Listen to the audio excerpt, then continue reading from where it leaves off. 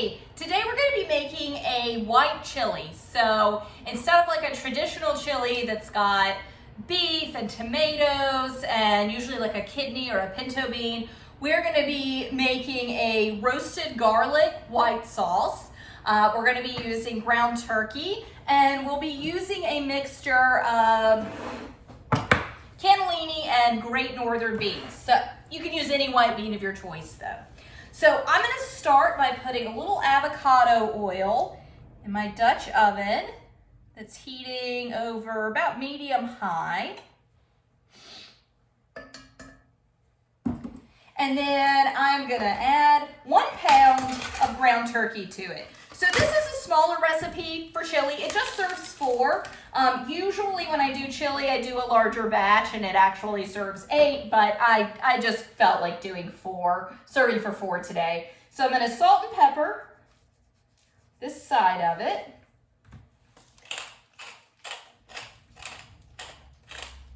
And then let me grab a spatula and I'll get it added to the pan. Okay, so I am just going to carefully dump this in. I want to make sure your oil fully coats the bottom. And there's like a shimmer, right? So when you get like a little bit of a ripple, that's when the oil is ready to go. Okay, so now I want to salt and pepper this other side. And what I'm wanting to do is just get a really good caramelization on both sides of this rectangle of ground turkey. So I'm going to start cutting my onion. Just going to use 1. I've got a yellow onion. You could certainly use a white onion or a sweet onion would be nice. I would go yellow or sweet. I don't really use white onions that often. They're not, even though a yellow onion is not called a sweet onion, it's because it's not the sweetest of the onion. It is a good bit sweeter than a white onion though. So I just really don't use them that often. Okay, so I am just going to give this a flip. Looks like it's pretty caramelized. Yeah, and I don't know. Yeah, you can see it. There you go. See how like nice and brown it is? That's just a lot of flavor. And with turkey, I do this with beef too, but you really want to try to maximize your flavor with turkey because even though it has its own flavor that's delicious, it's not quite as flavorful as beef is. All right, so finally got this peeled. Just going to do a pretty rough chop on this onion.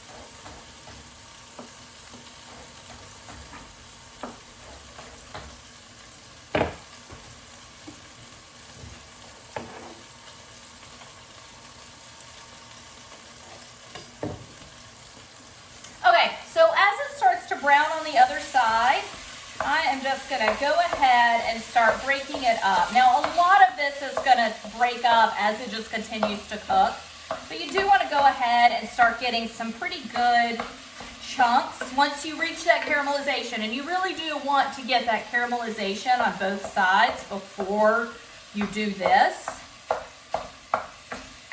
I'm going to give it just a little more salt and pepper just to kind of hit the interior, because it's a big rectangle and I only got this side and this side, but all this in the middle, none of it got any seasoning. So I want to get that now.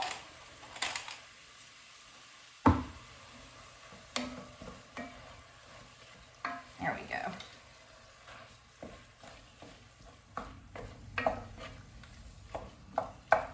And you want about, 70-80%. You want the majority of this meat to be browned. You only want to see a little pink. A little pink is still fine. It's chili. It's going to cook for a very long time.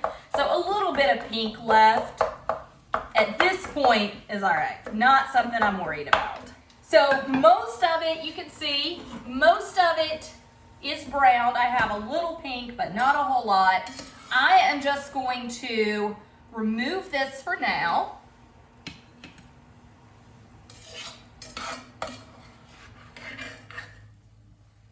I don't usually remove this with chili. It's just with this white chili that I do it because I am going to, the sauce we're making, I said it was a roasted garlic sauce.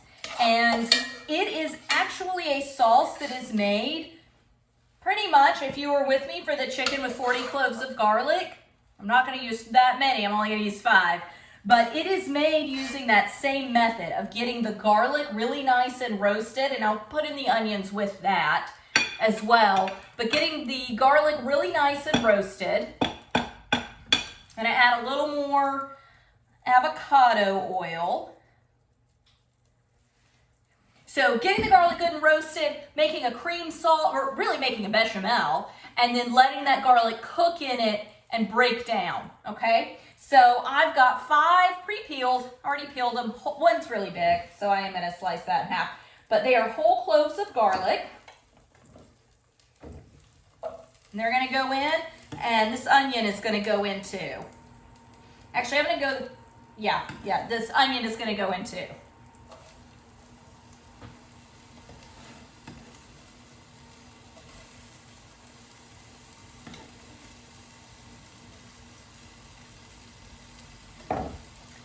And so I really want to see both some good browning on, of course, the cloves of garlic, but the onions as well. And the reason that I'm leaving the cloves whole is because I am going to cook this long enough that they are going to start breaking down. And they'll break down a good bit more than the onion will. All right, so we're back. It's been about 15 minutes, and I'm not sure if you'll be able to see, but in the front, so on the bottom, are the onions. Up at the very top where there's just a little bit of stuff left, it's the garlic. So I've been able to kind of fish out those whole cloves, and just using a fork, I just broke them down. So like, here's some garlic, okay? So it's really just like a little mush of garlic that has broken down, which is exactly what we wanted to happen. So I'm gonna give this a stir, kind of bring it all back together, and then I'm going to deglaze it. Y'all may remember that I kind of freeze excess wine into ice cubes. So I need a quarter cup? Yeah, quarter cup of something to deglaze with. The recipe that I've made uses like a lager. Generally, like chili and football and beer all go together, but football season's over, don't have any beer in the house, so I'm just going to use white wine. But it's, for me, 2 ice cubes, or it's 2 wine cubes of ice. Wine ice cubes. Ice cubes. It's 2 ice cubes, which is a quarter cup. And you can throw those in frozen. They will thaw out and deglaze. And as things cook, as I stir this, that garlic breaks down more and more and more, just like in the chicken with 40 cloves of garlic. A little longer, waiting for it to cook off, and I'm going to add one of my favorite kitchen ingredients, which is the Wondra. Again, I know I've used this before. It is just a very fine ground all-purpose flour.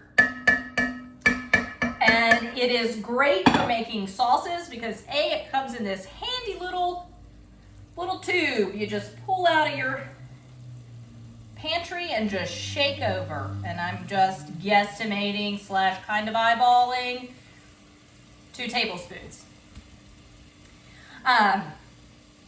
But because it is, the real reason I use it isn't because it's handy. Just want to get the little bit off the top. It's because it's ground so finely that it breaks down really, really easily into the sauce without causing lumps.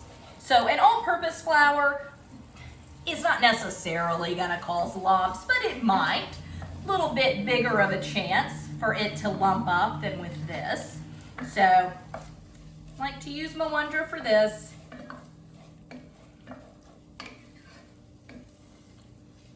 And then just give that a minute to cook.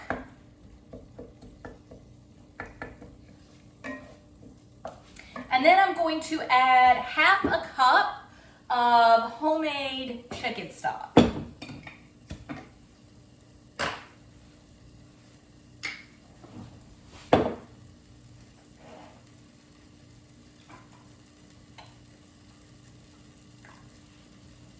Okay, so pour the chicken stock in.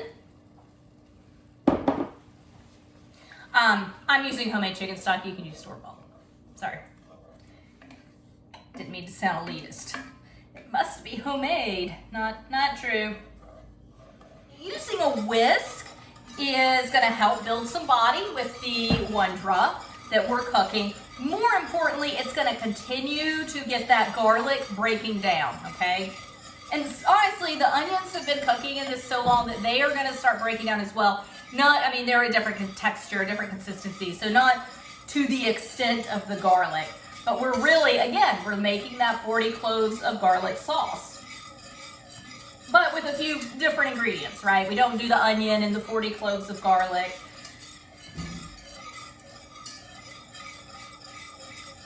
So I'm just going to whisk this for a little while, and we'll be back when the garlic's broken down to my liking.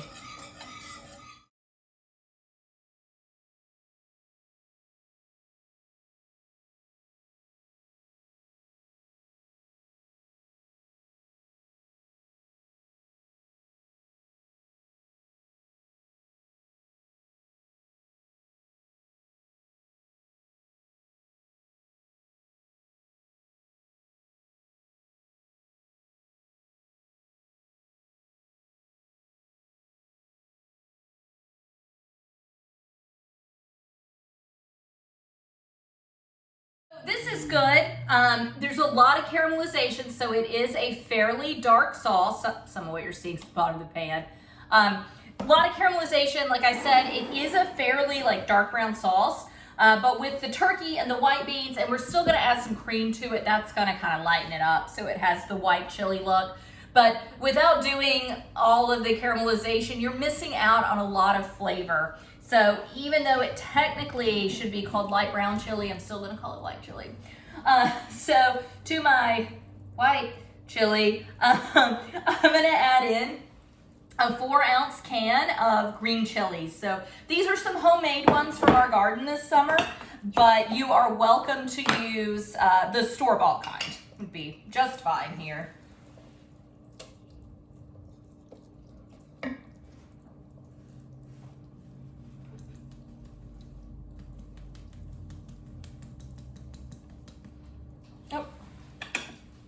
Fork. Get the turkey back in.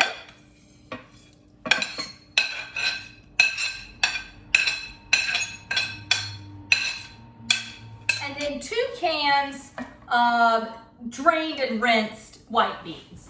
So again, I am using, there we go. I'm using cannellini and Great Northern. You could use any one you like. Navy beans would be fine. Any kind of white bean is going to be fine in this.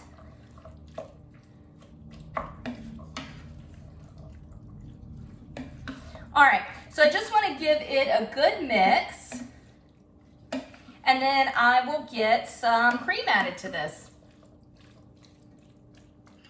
So so I'm looking at this, and it is definitely not enough liquid, and it looks like I read something wrong. I read a half cup of chicken stock. It's 2 cups of chicken stock. Even when I was doing the chicken stock, I'm like, this is not much at all. So it's a full pint, so I get to use the rest of my container.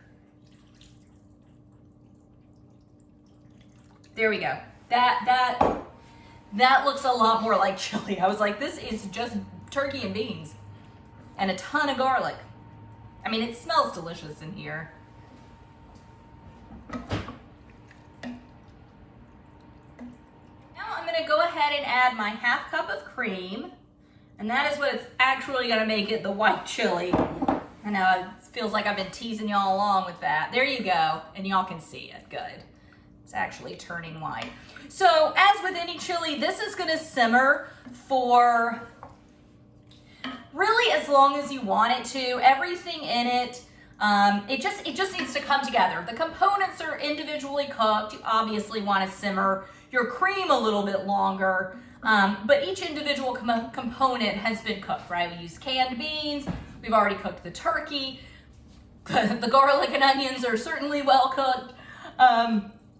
So, you know, you don't want to simmer this for hours on end. That would cause your beans to start breaking down, but a good 30-45 minutes. I'm actually going to eat this over the weekend. I'm making this on Friday, so we won't be having this till tomorrow. So what I'm going to do is remove it from the heat, let it cool down, and then I'm going to put it in the refrigerator. And when we're ready to eat it over the weekend, when we're being fat and lazy and don't feel like cooking anything, I'll just put it on the stove and just let it heat up on the stove. And this is going to be so good for tomorrow. I'm very excited. We'll top it with cheese, sour cream, jalapeno, whatever you normally, cowboy candy. We've got a ton of cowboy candy we need to eat, so maybe some of that. But whatever you normally top your chili with. But this is such a delicious chili, and I'm really looking forward to it.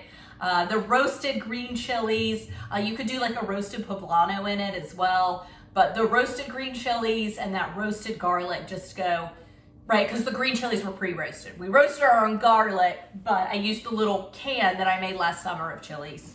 And you can just buy it in the store too. Again, not trying to be elitist. Just trying to use up the things I worked hard on to make.